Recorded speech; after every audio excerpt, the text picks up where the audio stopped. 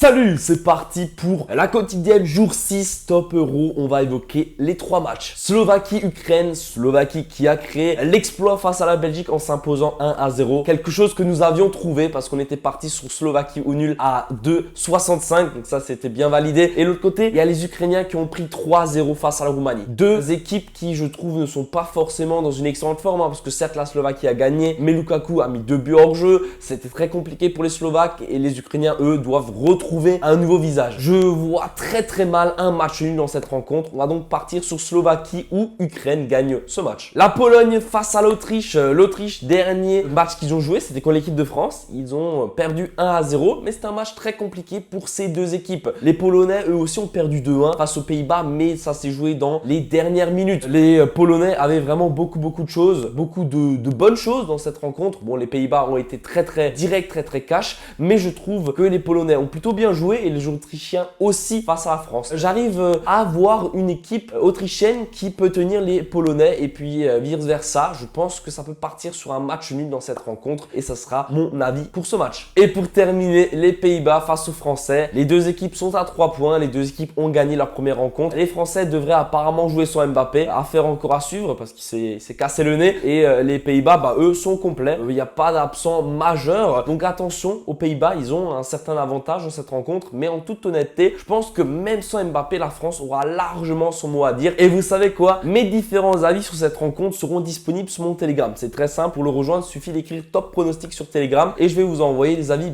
comme hier sur le match entre la Croatie et l'Albanie. Je vous mets juste un petit récap, va apparaître devant moi. Comme vous l'avez vu, le but à la 95e minute nous a coûté un perfect, mais dans l'ensemble, ça c'était quand même une très belle rencontre et c'est un peu du même style que je vais faire pour la France, comme je l'ai fait pour la Croatie. Pense à mettre un petit pouce bleu, à t'abonner, comme ça tu ne vas pas louper ma vidéo pour le jour 9. On se dit à demain. Ciao!